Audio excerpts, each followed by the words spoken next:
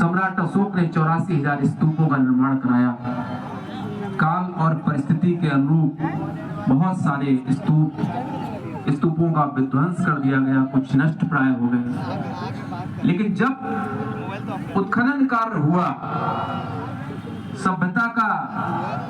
सभ्यता की तलाश हुई, तो आज हम विरासत के रूप में पाते हैं, चाहे वो सांची हो, चाहे हमारे कहीं भी हो, नालंदा हो, कोई भी स्मारक। आगरा के जगदीशपुरा में हमने बाबा साहब के आगमन को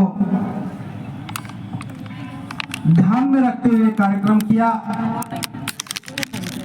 तो उस समय सिर्फ एक ही बात दिमाग में थी कि आगरा में बाबा साहब की आंखों से आंसू गिरे। पढ़े लिखे लोगों ने बाबा साहब को धोखा दिया। पूरा पंडाल में ये पीड़ा बाबा साहब को बहुत दुखी कर रही थी, जिसका इजहार बाबा साहब ने आगरा में आके किया। कई वर्षों तक हमारे मन और मस्तिष्क में एक ही बात थी कि हमारे पुरखों ने, देश के पढ़े लिखे लोगों ने बाबा साहब को धोखा दिया। बाबा साहब का कारवां आगे नहीं बढ़ा। हम कब तक इस बात को लेकर के बैठे रहेंगे? फिर हमारे मस्तिष्क में एक बात आई, अब हम अतीत को नहीं, अतीत की बात करने की नहीं, अब हम वर्तमान में जीने की बात करें। मैं इसको कुछ नहीं करूंगा, फिर ये अपने बाबा साहब आगरा में 18 मार्च के दिन ही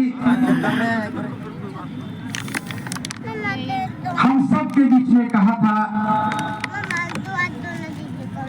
कि मेरी आंखें उस नौजवान को ढूंढ रही हैं जो इस तंबू का बम्बू बनकर के मेरे दुनिया से जाने के बाद इसको संभाल सके। हमने भी 2 वर्ष पूर्व 18 मार्च के कार्यक्रम को समर्पित किया था तंबू के बम्बू के नाम। और मुझे बात बताते हुए बड़ी खुशी है, आज धम्मभूमि के पास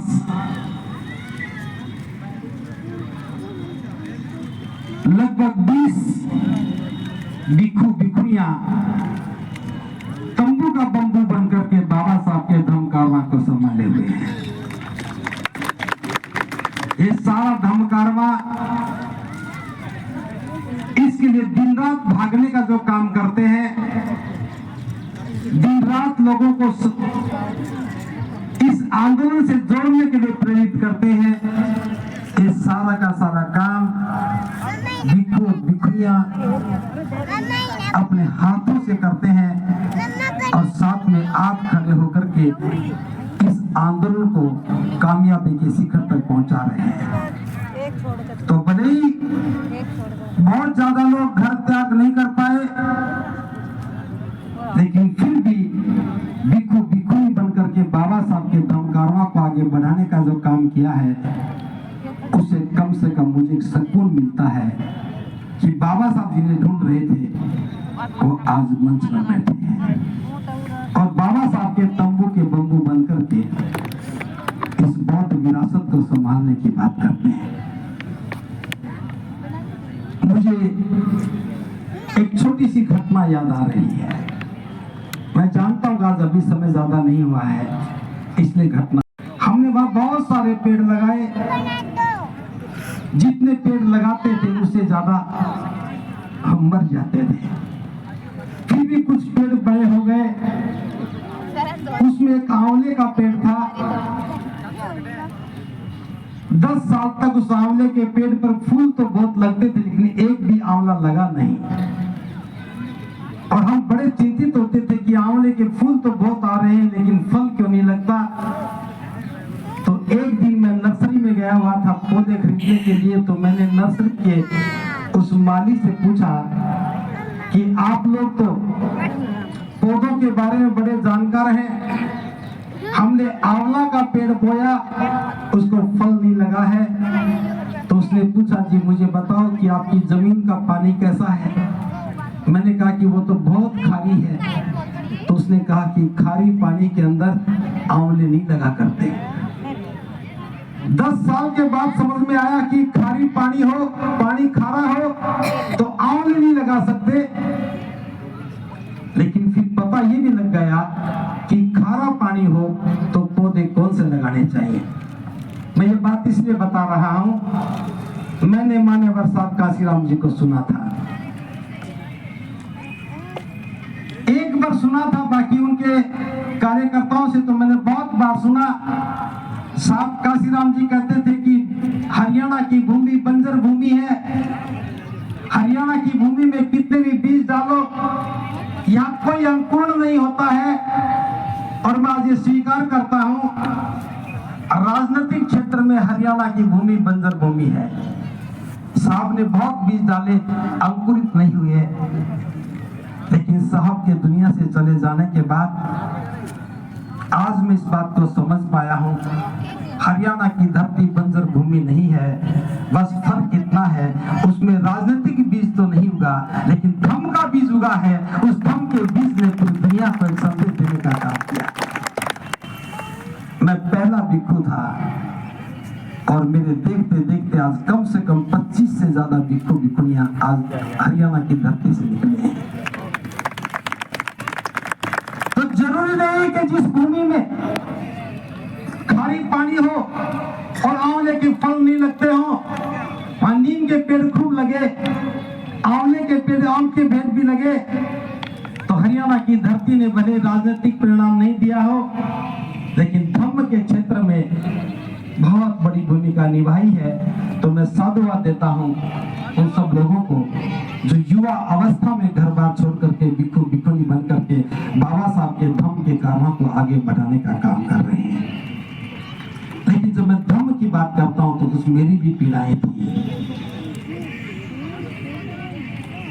मैंने अपने आचार्य जिसने मुझे चीवर पहनाया, एक बार उनसे पूछा था, भंते जी आप बूढ़े हो गए हो, आप कहां मरोगे, आप अंतिम सांस कहां लोगे? क्योंकि मैंने भिक्षुओं को देखा कि हर भिक्षु चाहे वो युवा अवस्था में घर से निकले, चाहे बुजुर्ग अवस्था में घर से निकले, जब वो असहाय हो जाता है, बीमार हो जाता है, तो देखभाल करने वाला कोई नहीं होता, अंततः लौट के घर में जाना पड़ता है। और ये भिक्षु के लिए बहुत बड़ा तिरस्कार होता है। और मैंने बहुत सारे भिक्षुओं को घर में ही मरते देखा। मेरे आचार्य को भी मैंने अपने ही घर में मरते हुए देखा।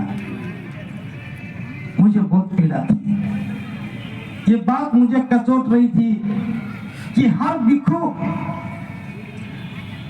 जो गौरव और सम्मान के साथ धर्म की स्थापना का काम करता है और असहाय होने के बाद लौट करके घर में जाता है तो तिरस्कार की बात होती है।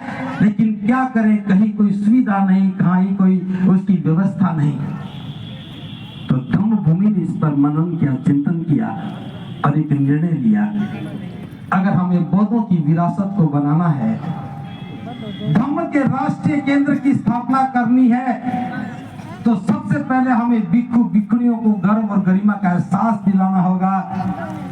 जिस प्रकार से भिक्षु का जीवन गौरवमय होता है, उनका अंतिम समय भी गौरवशाली होना चाहिए। कोई भी भिक्षु लौट करके घर में नहीं जाना चाहिए।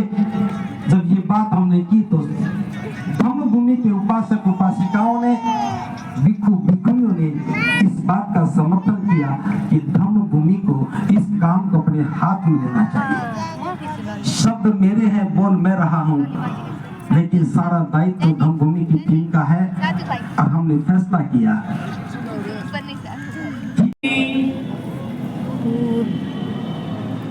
धम्मं नमामि संघं नमामि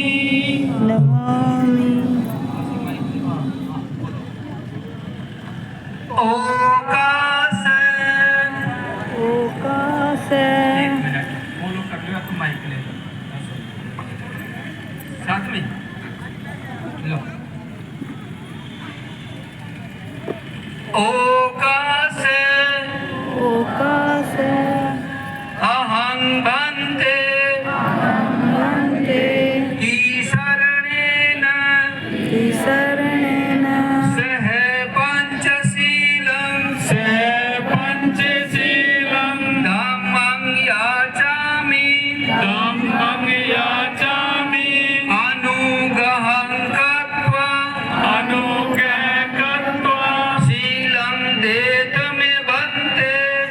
शीलं देतिमे भन्ते द्वितीयम्पि ओकासे अहं भन्ते तीसरणेन सह पंचशीलं धम्मं याचामि अनुग्रहं कृत्वा शीलं देतमे भन्ते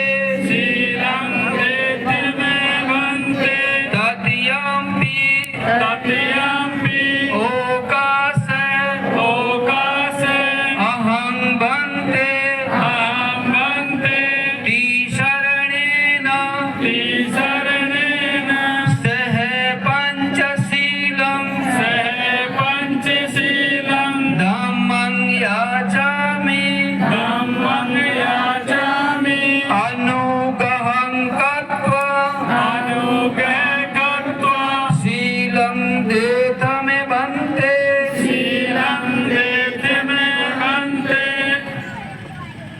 यमं वदामि तं वदेहि। अहं भन्ते जैसा मैं बोलूँ आप मेरे पीछे बोलेंगे। नमो तस्स भगवतो